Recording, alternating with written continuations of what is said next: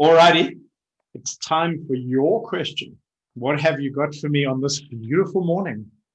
Yeah, I think after talking to you, the thing that pops up in my head was, how did you find out that it was in you that you had to find you? I don't know if that you have to find this strength, that you were supposed to pick it up somewhere. The story goes back to 1996. Yeah. I had a pretty tough year. I had a head-on collision, and I had a head injury, and I literally forgot who I was. And so when I was allowed to be out and about, I started to look at all the things that Doug did. I do this, that must be who I am. And I'd go and do those things, and I wasn't there. And I remember one evening at a little pub with my friends called the Wise Owl, actually sitting with them and suddenly pulling back and look, and I stood up and I went, fuck you all. I'm not like any of you. And I left. And they're like, oh, wow, head injury, Yeah. crazy. Just so you understand how bad the head injury was, my record was making 11 cups of tea. I'd go, oh, I feel like tea. I'd go make a cup of tea. I'd put it down somewhere, and I'd go, oh, I feel like a cup of tea. I'd go make a cup of tea. I'd put it down somewhere. Oh, I feel like a cup of tea. And eventually my mom had to follow me around I'd put it down, and she'd go, are you going to drink that? Oh, that's great. I feel like tea. Did you make that for me? That's how bad it got. Oof. Not a lot has changed. No. So I spent probably about 4 weeks in this identity crisis because I'd been so shaken up in the head-on collision. I broke the steering column with my head, as you do. Why not? But it was a beautiful day like today, and I was at my grandparents' house. And my grandfather, we called him Bebop, 94 years old. Yeah. Apparently senile. I didn't think so. He and I would sit and have amazing conversations. And he just said to me, I see that you're looking for yourself out there. You're never going to find yourself out there. Everything that you're looking for is inside you. And he almost took my hands and went like this and pointed inwards. And I do that right now. And I'm back in my grandparents' lounge with the sun shining through the window and it was almost like looking inwards and going, oh, there I am. Yeah. And the Doug that was inside there wasn't the Doug who was doing all these other things out there. It was a different Doug that was vulnerable and weak, but that was kind and loving.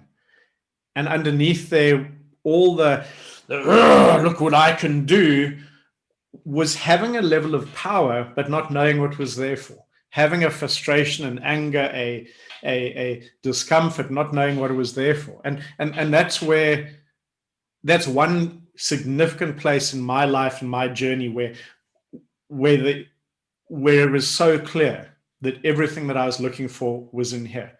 And every time I'm lost, and every time things aren't working, my focus has gone out there. My focus has gone, the answer's there. You have the answer for me. I'm going to go find the answer. And the answer, that's not true. The answer's already here. And so it's that turning inward. Your strength is here. Your worthiness is here. Your love is here. You just have to turn inward to find it. And when you turn inward, and as we said in the interview, is the nurturing, the watering, the giving time and attention and care, it grows. And as it grows, you fill yourself up first. And then from there, you have all this extra energy that can go out to those closest to you, those that you care about, those that you love. And then when that is full, then you can go out further and you can grow, and you can go and you can reach people who aren't part of your community and aren't part of your family. But you have to start here. And that's why it's so important. And it literally took having a head-on collision, having my head smashed, having a head injury, losing who I was, for something that my grandfather could have said to me any other time and would have meant nothing, because I already knew the answer. I was big, I was strong, I was tough, I could do this and I can do that. And the answer was, it took a tragedy, it took a trauma in order to teach me.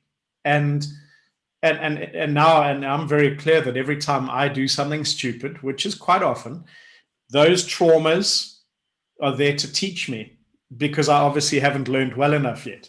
And I think the thing that I've learned, and as I've connected in with my system, and as my systems got stronger, sharing becomes easier. The sharing what's inside, because I'm okay with it. And so I can share it, and you might not be okay, and you may judge me, but as long as I'm okay with it, that I'm good with what I'm thinking and feeling, then I don't care. But if I'm not sure, if I bring out what I don't trust, what I don't, now I'm vulnerable. Now I'm vulnerable to the world outside, because I need you to tell me this is okay. And I'm not. I don't sit. I'm an outlier. I'm way out there. So most of the time, what I'm thinking, what I'm sharing, is on people's edges or far, far over. So a lot of time, people are like, dude, what are you on? I'm on a really awesome drug, by the way. It's called life. It's I want to feel. I want to know. I want to experience. And when I get lost, and I do. And when I get small, and I do, it's because my focus has gone out there and I've made myself smaller. And when I bring myself back in here, and I think that was the thing, the getting in the bungee and working with the activation tool took me so quickly, so hard, slammed me back into me. Yeah. And everything that I had been seeking this year was there. I've done all the work. I really have done all the work. I have so many hours of learning and putting in, but what was missing was a strength in me to drive it. We talk about the glutes are the muscle of thrust. So thrust is a driving forward into action, into movement. And suddenly, when I could feel that so strongly in my body, it's like I'm like, when I'm walking around my house now, I can almost, this morning when I got up, I was almost thinking, dude, you can walk a little slower if you like. Like, what the hell is this? Like, it's an easy walk, but it's 50% faster than it's been all year. It's like, and it's because I'm moving with purpose. I'm moving with clarity. I'm moving to do things. Whereas before I was just moving. Yeah. I must move. It's the right thing to do, because, hell, I teach it. It must be the right thing to do. Yeah, and must be good. Must be good. But everything that you're looking for is inside of you. And that's not because I said so.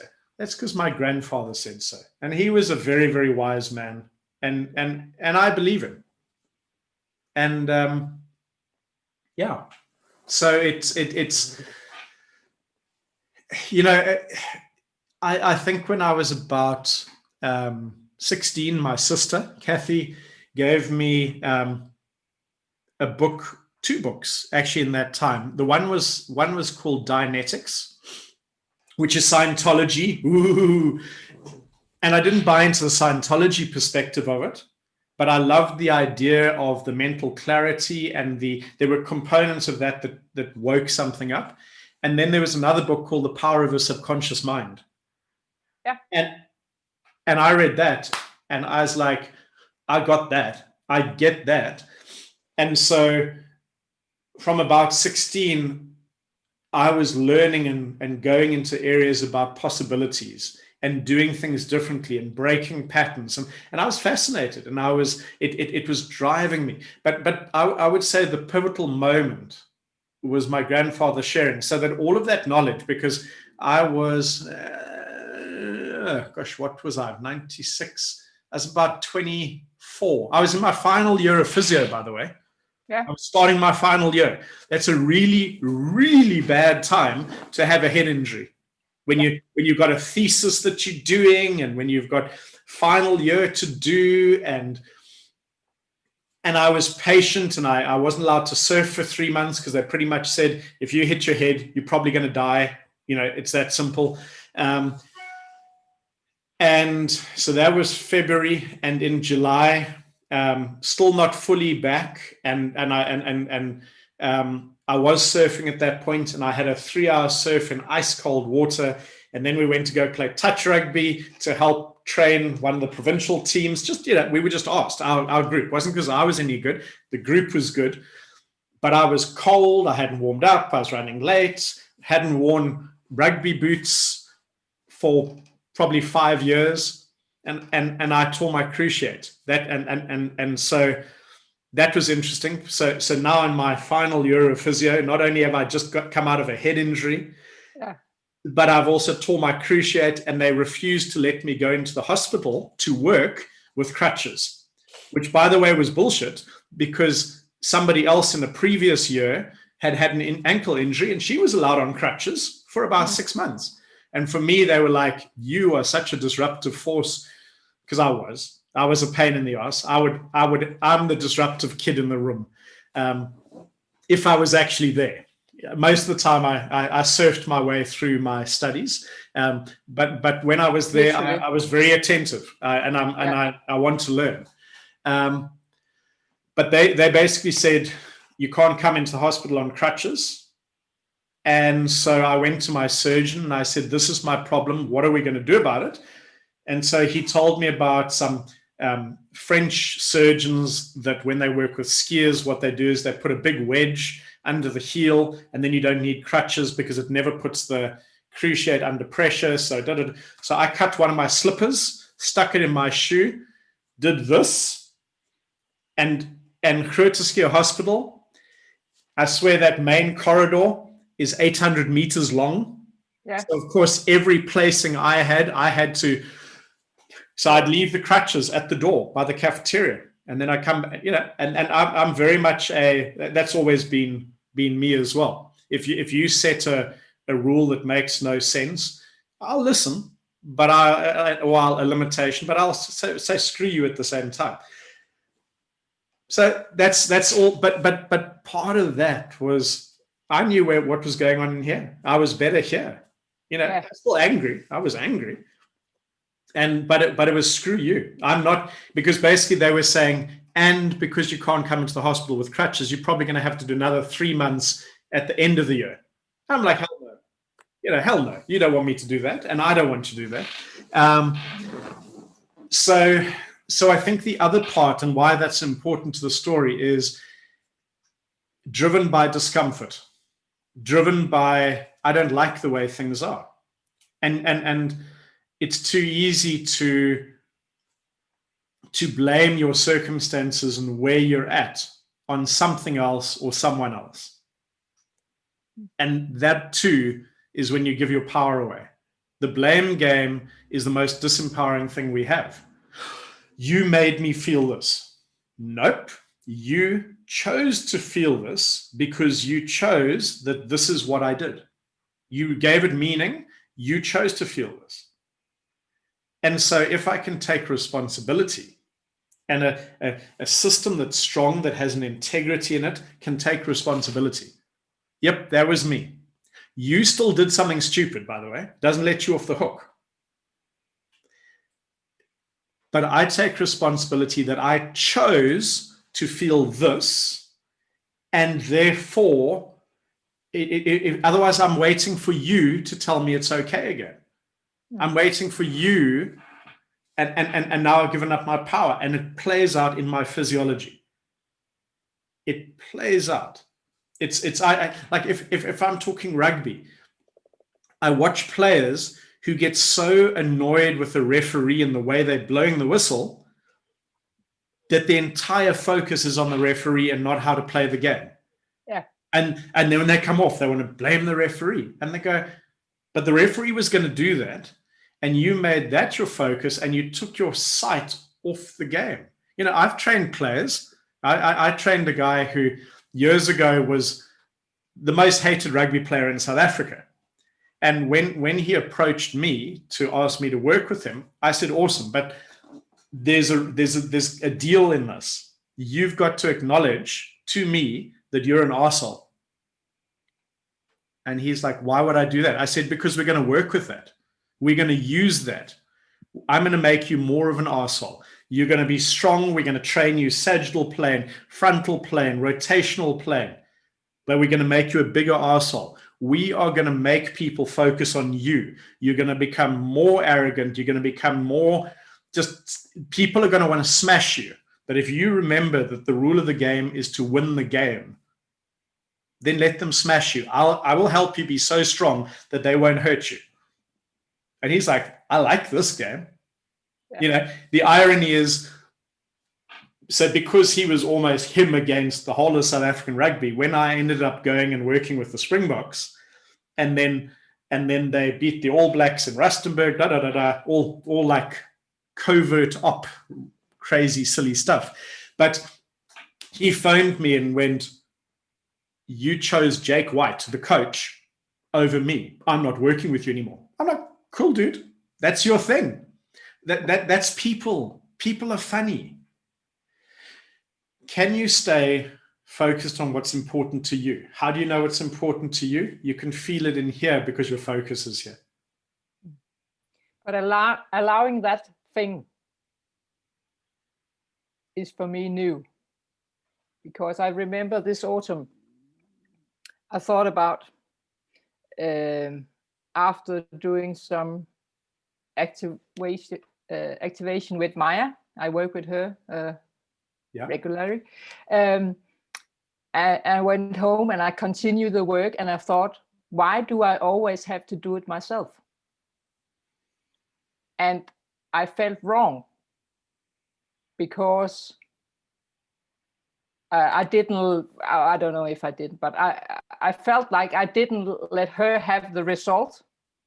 It wasn't coming before I did it myself. So can I just reflect here, because it's really interesting. So the brain works on the questions, it answers the questions that you ask. So if I was your brain and you came and said, why do I have to do this myself? The answer would be because you're not worthy. Yeah. Why would anyone give you anything you're not worthy? Whereas when we change the question, the brain gives us different answers. And so that's why in the workshops we also speak about language, the language you use, the way you ask questions, but because it's the way your brain answers the question. Whatever you ask, it will answer. It's like Google. If you put in the wrong search, you get stupid answers. If you put in the right search terms, you get what you're looking for. Yeah. You know, or you get what they want you to think you're looking for. Well, blah blah blah blah blah. But when we go when we turn inwards, then the question changes. We go, I wonder what else I can do for myself. Yeah. And watch your brain go to work. You'll wake up in the middle of the night or in the morning, and you'll go, oh, you know what I haven't thought of? I need to do this for me.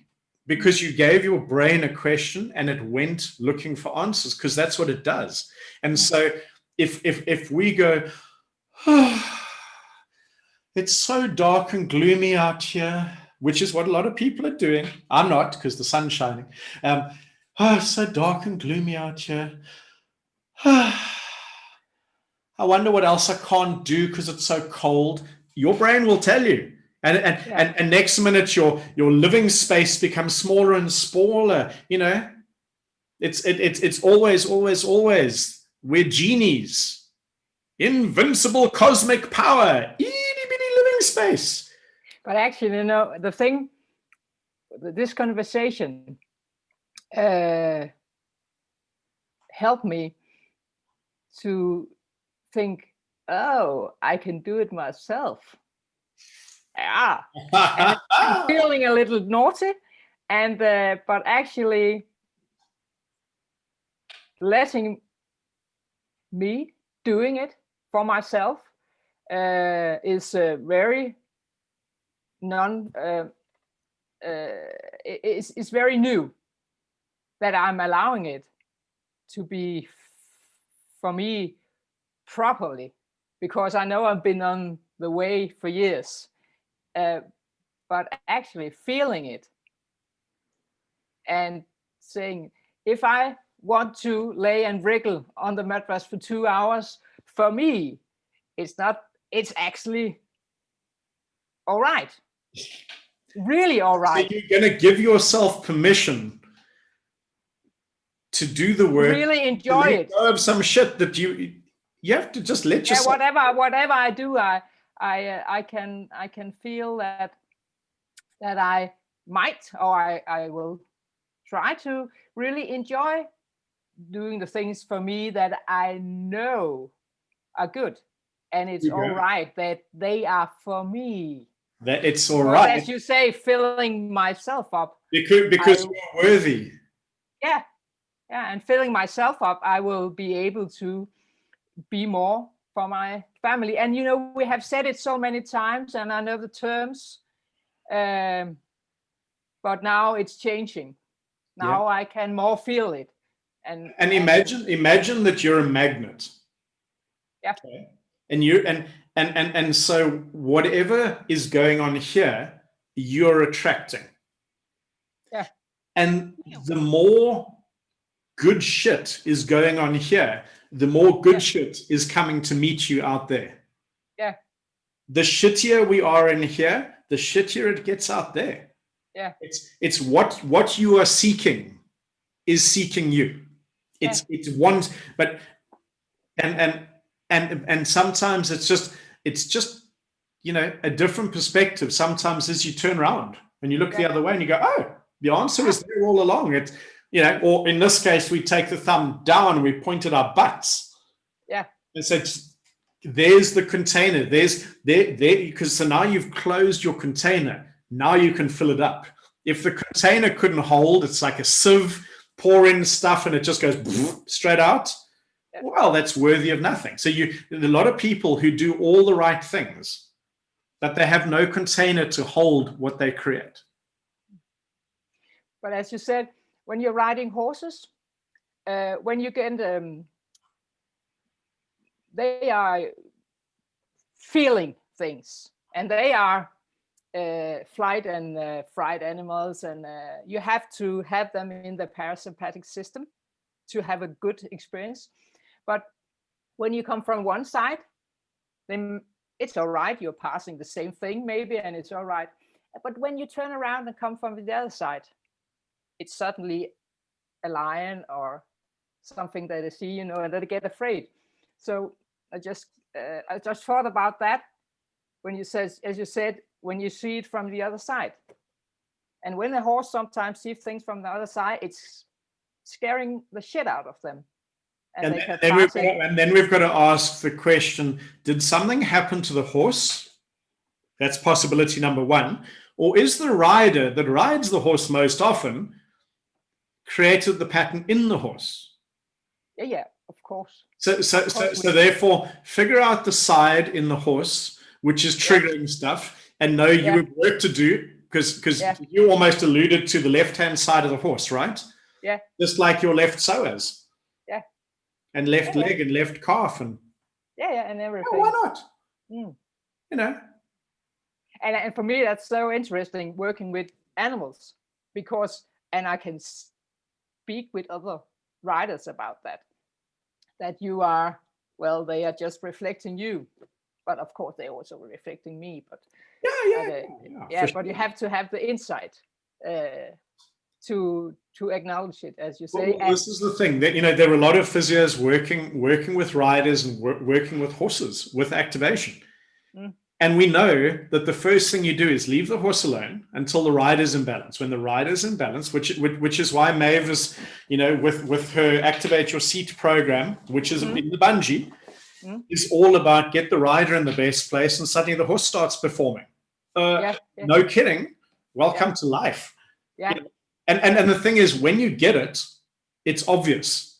If you don't get it, it sounds kind of weird. And Yeah, but it's so great to work with people when they are interested in it, and and they are not. Well, I wouldn't see them if they are in for the quick fix thing, but when they actually see, when you tell them, but that's you. That was not your horse. That was you. And you can see this. Oh. Well, then we can change it, they say. And then what you've done is, which came up in another interview, I can't even remember how long ago, where getting them to ask the right questions or have the right insights. That's when they go, oh, so we can sort this out. Yeah. Yes, we can. And so you've empowered them to get their brains asking the right questions, because now suddenly they realize, hey, all right, so I love my horse so much. I want my horse to be the best it can be. I must work on me to make my horse better. I'll do that. Yeah. And so even if we'd go, look, ideally you want to do it for you. I don't care if that's a carrot that we dangle. Yeah. What a great analogy. Then that's what we do. And it's like, it doesn't matter what drives someone to want to do the work, to get into themselves. I don't care what drove you. I don't care if it's pain, desire, something else. Somebody paid you to be here. Whatever. As long as you're ready to do the work, let's do the work, whatever that work is. And that's awesome. And that's exciting. Have you heard of a place called Cold Hawaii in Denmark? That's quite close to Vardø, isn't it? I am going. Well, it's somewhere where they do get waves. Yeah. I will be surfing there. Yeah, I thought we should bring you there.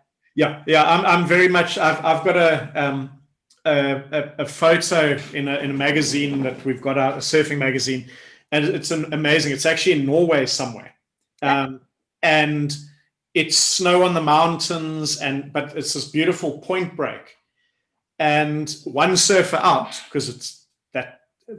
But for me, that was beautiful, and all I can think is, I want to be out there, because people, when they talk about cold Hawaii, it's going to be cold. I'm going, that's my happy place. I promise, it's like. I just thought about it when you were talking about this cold, and I think, well, we have to bring you to the west coast. We're going to have to open this world up a little bit quicker then, aren't we? Yeah, we should. We should. Doug can go surfing in cold Hawaii. Yeah, that sounds fabulous. Yeah. Yeah. Awesome. But as you said, we can't impact that. We can impact this. Yeah. And so we start with the things we can control. Yeah. We can influence, and then we bring a better version of ourselves to the rest of the world.